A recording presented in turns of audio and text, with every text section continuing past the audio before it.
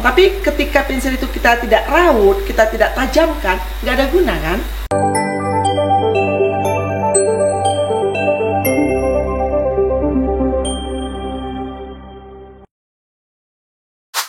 Assalamualaikum warahmatullahi wabarakatuh. Waalaikumsalam warahmatullahi wabarakatuh. Halo Sobat Spanforis, selamat datang di S-Talk Season 2.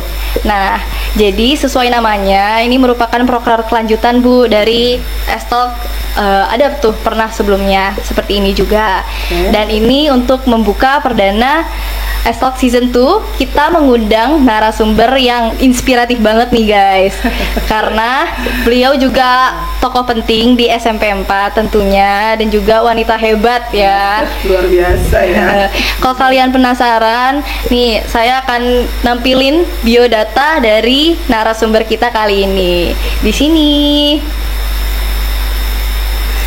Nah, sebelum kita mulai ngomong-ngomong nih sama narasumber kita kali ini, kayaknya nggak afdol nggak sih kalau saya nggak memperkenalkan diri dulu. Jadi perkenalkan, nama saya Akila Karisa Hamdel dari kelas 81, bisa juga dipanggil Akila, sekaligus sebagai ketua OSIS periode 2023-2024 dan juga sebagai host daripada podcast kita hari ini. Oke Bu? Ya, oke. Nah, langsung aja kita sapa. Assalamualaikum Bu Rukia.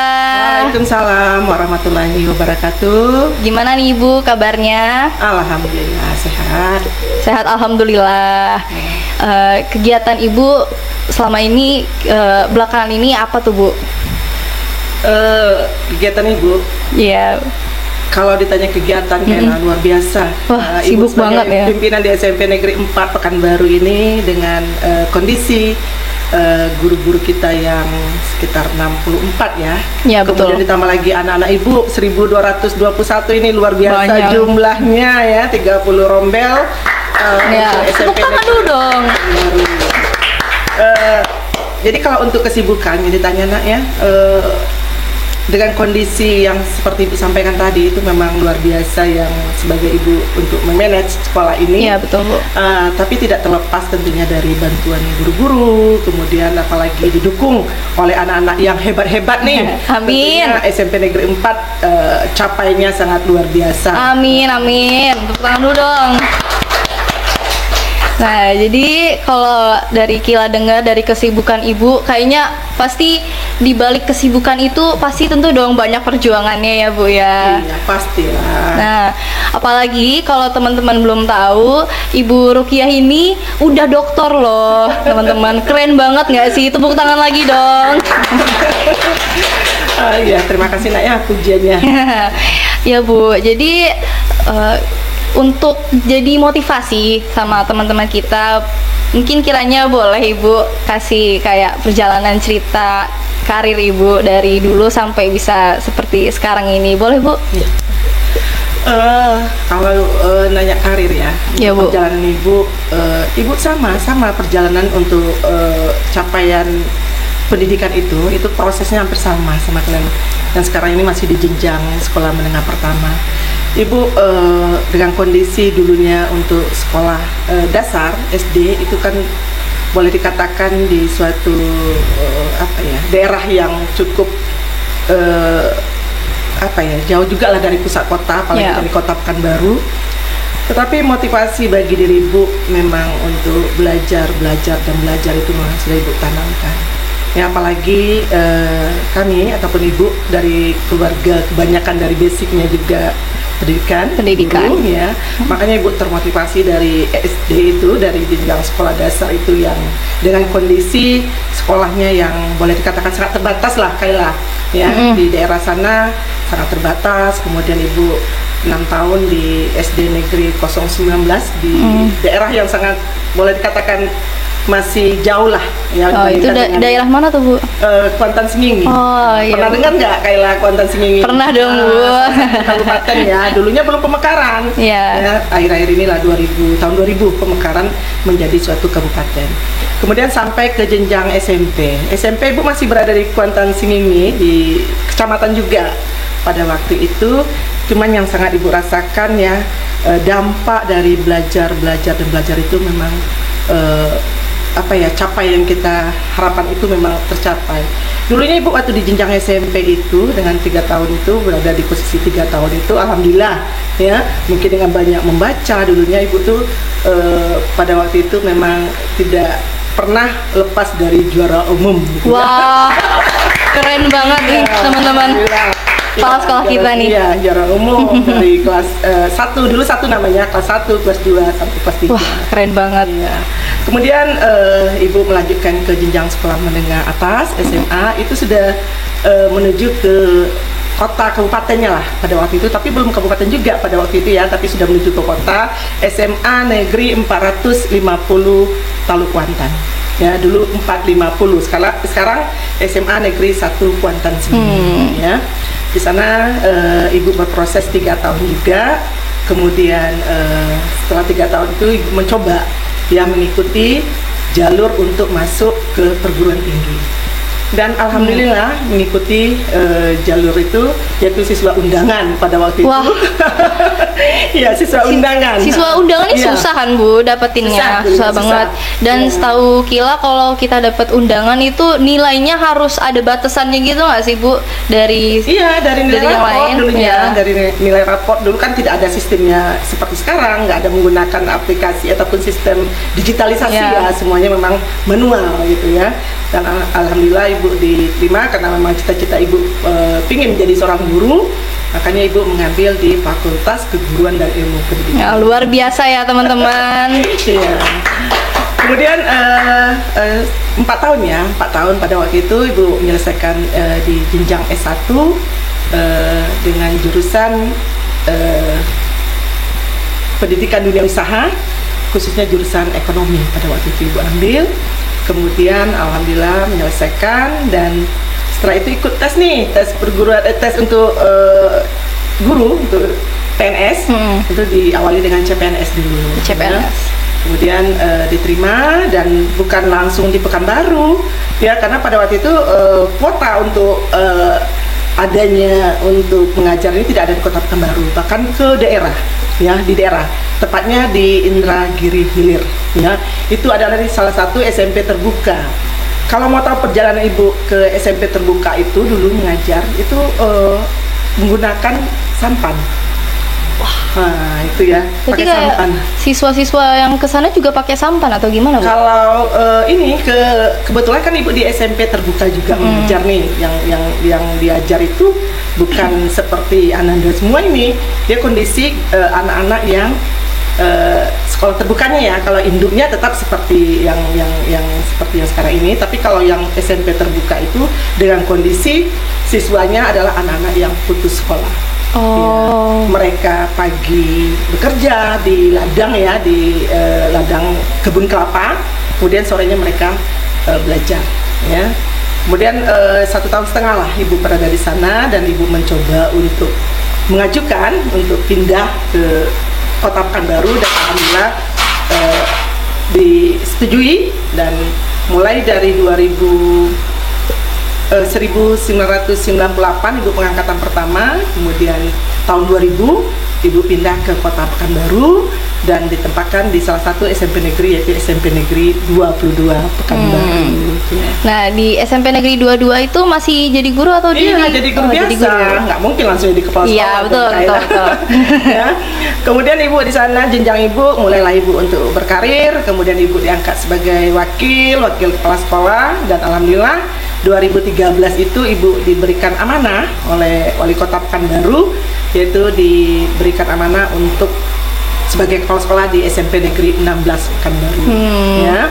Kemudian ibu bertugas di SMP 16 Pekanbaru, itu sekolah yang berada kondisinya di tengah pasar ya. Tahu itu di belakang Jalan Cepaka, di belakang pemadam kebakaran. Iya Bu. Tahu kan?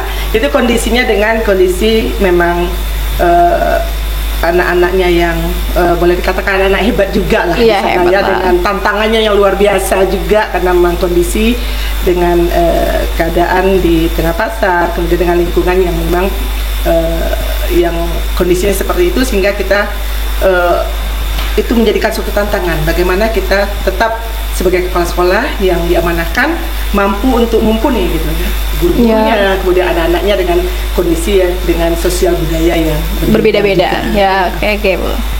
Kemudian 3 tahun Ibu di sana diberikan amanah lagi, pindah tugas nih ke SMP Negeri 22 lagi. Ya, itu tahun 2016, dari 2013 ke 2016 bertugas Ibu di SMP Negeri 22, kembali lagi ke tempat asal Ibu. Ya, 3 tahun Ibu di SMP Negeri 22 sebagai guru kepala sekolah. Ya, kepala sekolah, kemudian 3 tahun, dan alhamdulillah mulai dari tanggal 15 Juli 2019 Ibu mutasikan atau pindah ke SMP Negeri 4 Pekanbaru ini. Kayla, ketika Ibu menerima amanah itu, Ibu merasa bahwa memang SMP 4 Pekanbaru ini yang merupakan ikon kota Pekanbaru. Amin. Iya, mana ya menghadapi anak-anak yang ataupun orang tua ya, yang kita tahu kondisi SMP Negeri 4 ini adalah sekolah yang diminati oleh masyarakat gitu ya.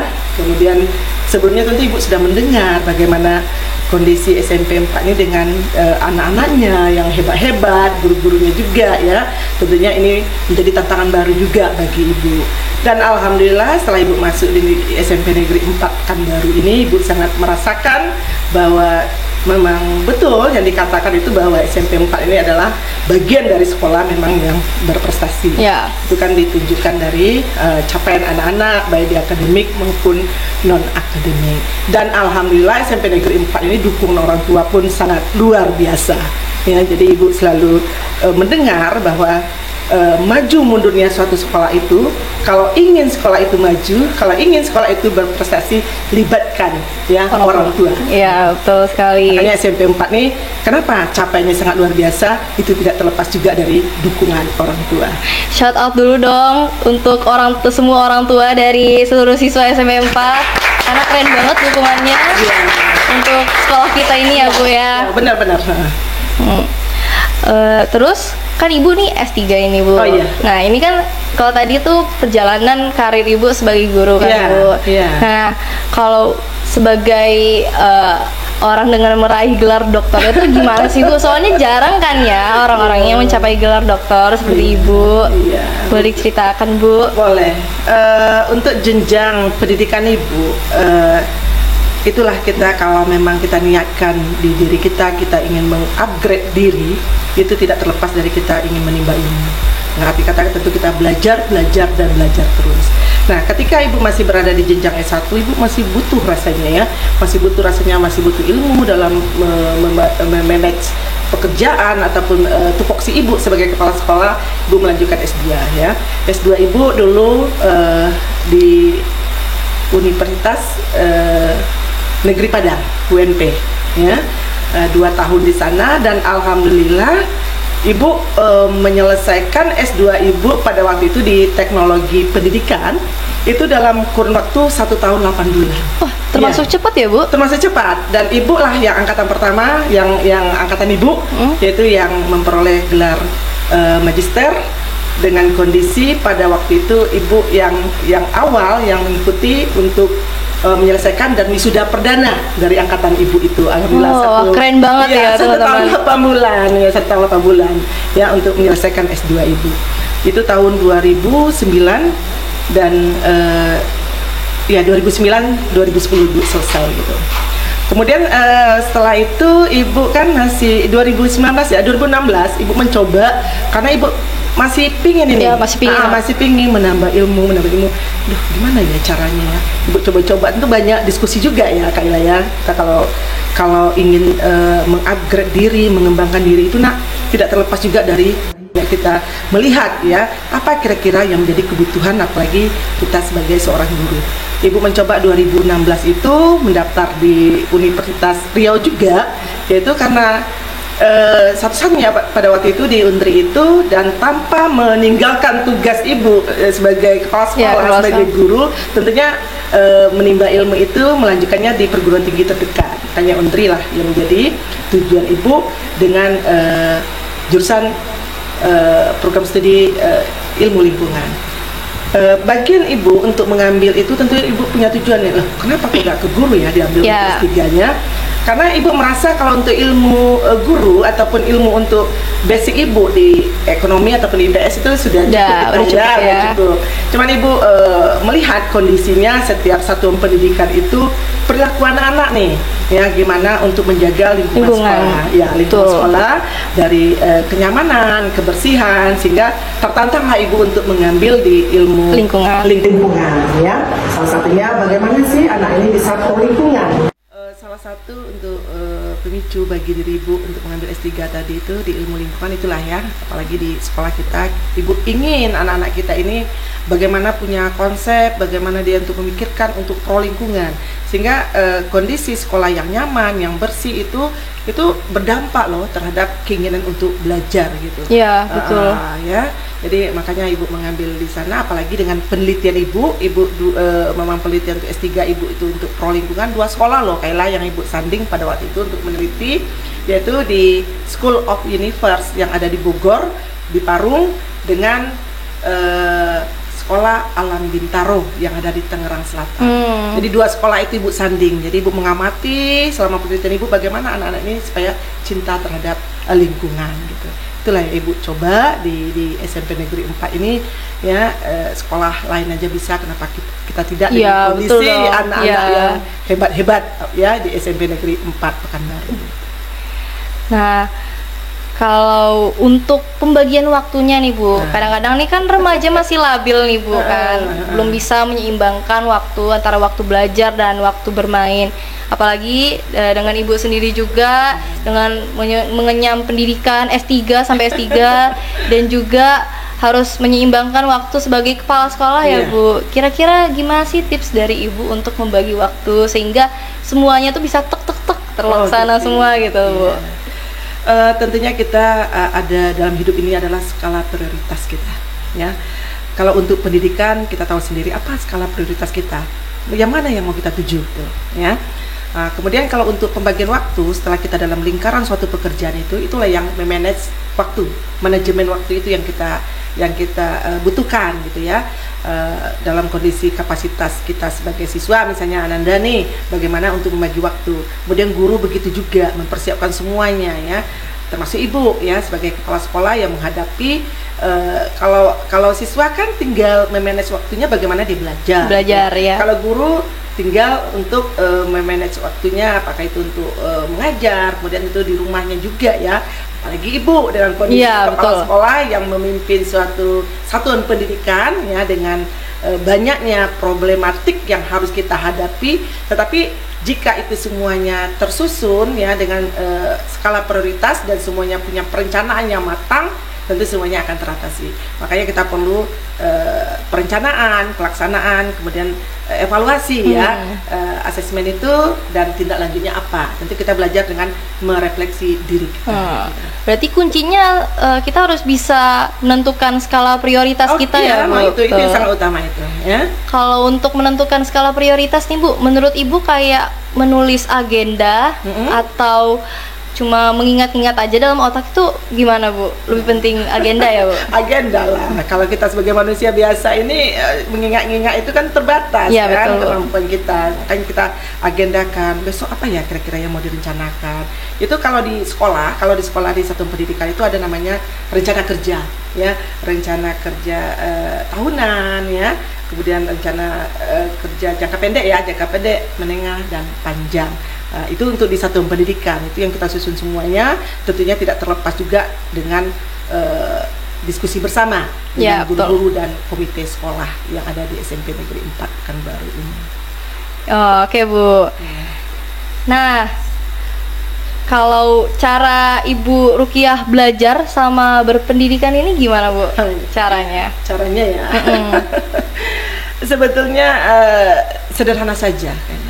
Makanya kita ini makanya Ananda semua yang masih jauh, masih dini, masih panjang perjalanan, kan pernah Ibu menyampaikan bahwa kita perlu penajaman diri, penajaman diri. Sama dengan kalau kita analogikan sebuah pensil ya, pensil kan tahu itu kita beli kan masih tumpul. Ya masih tumpul. Ya? Tapi ketika pensil itu kita tidak raut, kita tidak tajamkan, nggak ada guna kan? Iya nggak bisa juga. Begitu juga dengan kita sebagai manusia gitu ya, yang butuh proses untuk meraih pendidikan itu. Makanya penajaman itu perlu, dan selalu Ibu sampaikan itu dimulai ada 4 penajaman yang ada pada diri kita. Yang pertama adalah fisik, kemudian otak, kemudian ada mental dan jiwa gitu. Baru loh ini teman-teman. Iya. Saya juga belum tahu. Jadi gitu. penajaman terhadap diri kita itu, misalnya kita mulai berpikir dengan fisik kita dulu, bagaimana kita membentuk diri kita dengan pola hidup sehat, gitu ya. Harus tentunya dengan pola hidup kita, ya. dengan mengetahui ya asupan-asupan untuk diri kita sehingga kita bugar dan sehat. Kemudian kalau untuk otak itu makanya untuk belajar dan belajar terus ya, upgrade diri terus ya. Kemudian kalau untuk mental kita itu jiwa kita itu perlu kita adanya hubungan horizontal dan vertikal. Horizontal maksudnya di sini hubungan kita dari atas ke bawah, yang hubungan kita dengan Tuhan, dengan Allah sebagai manusia, sebagai umat Islam. Kemudian hubungan kita sesama manusia itu yang kita jaga ya. Jadi makanya perlu kita yang namanya punya jiwa yang sehat. Kemudian mental, jadilah anak-anak, jadilah manusia yang kuat ya. Ketika kita ada yang namanya suatu benturan, down, harus kita bangkit kembali gitu. Jadi jangan sampai terpuruk gitu ya. Jadi makanya penajaman terhadap diri kita itu ada 4, fisik, otak, mental, dan jiwa. Kemudian perlu juga kita adakan yang keseimbangan. Diri kita ini harus punya keseimbangan juga ya, Kayla ya. Itu makanya adanya seimbang antara IQ, kemudian EQ dan SQ itu ya. IQ itu adalah kemampuan berpikir. Iya, kemampuan berpikir atau intelektual ya. Intelektual. Kemudian EQ itu emosional, dan SQ itu adalah spiritual. Jadi harus berimbang tiga-tiganya. Ya, harus alhamdulillah kalau itu seimbang, hidup kita akan sukses untuk kedepannya. Amin, amin. Semoga ya untuk semua siswa SMP 4 juga bisa seperti Ibu. Soalnya Ibu nih terlalu inspiratif untuk kita semua. Terima kasih ya. Ibu yakin kalau udah melihat kondisi anak-anak Ibu sekarang ini, apalagi nih yang di OSIS ini Ibu lihat memang luar biasa anaknya. Aduh, amin memang, Bu. Ya, Ibu melihat kondisi dengan anak-anak yang memang kemampuan untuk berpikirnya, kemudian kemampuan untuk bersosialisasinya, kemudian kemampuan untuk berinteraksi sama teman. Ibu melihat sendiri, walaupun sangat terbatas waktu Ibu, tapi Ibu sekilas saja sudah Ibu melihat bahwa kondisi anak-anak SMP Negeri 4, apalagi di kepengurusan OSIS seperti Kayla nih, ketua OSIS nih, itu memang tidak salah pilih lagi menurut Ibu tuh. Aduh, tersentuh juga hari ini. Nah, kalau dari dengar cerita Ibu, kayaknya belajar terus. Iya. Nah, itu sebenarnya mengganggu pikiran Ibu nggak sih Bu? Ada waktu jenuhnya nggak sih Bu? Soalnya kan kalau kayak belajar terus nggak ada waktu hiburannya atau gimana Ibu? Itu butuh ya, kita sebagai manusia biasa tentunya nggak mungkin kita Kayla membaca buku terus, nggak mungkin. Jadi itu tadi Ibu sampaikan, kita harus pandai pintar-pintar untuk memanage waktu. Manage waktu ya, waktunya. Kalau memang ada waktu luang, apa salahnya kita mengasah, kita baca, kita searching di internet, itu kan banyak hal lah yang untuk membantu diri kita ini ketika kita mampu untuk membuka diri. Intinya membuka diri ya, jangan kita menganggap bahwa kita udahlah ya, saya nggak mau lagi, rasanya udah cukup, jangan ya. Apalagi Ananda semua ini dalam rentang yang masih panjang ya untuk menimba ilmu, dan Ibu yakin ya, mungkin bisa saja nanti Ananda semua ini akan capaian keinginan seperti Ibu akan terlaksana, yakin Ibu ya, di jenjang S3 ya, di puncak terakhir untuk pendidikan ya. Tapi nanti kan masih ada lagi lah setelah itu untuk pengembangan diri. Apalagi Ibu melihat kondisi SMP Negeri 4 ini, tujuan akhirnya setelah tamat mereka kan banyak itu yang menuju ke sekolah-sekolah yang memang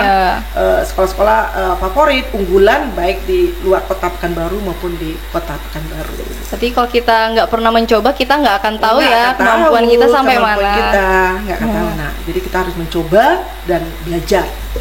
Keren banget ya kisah inspiratif dari Ibu Rukiah ini. Boleh kasih tepuk tangan dong teman-teman.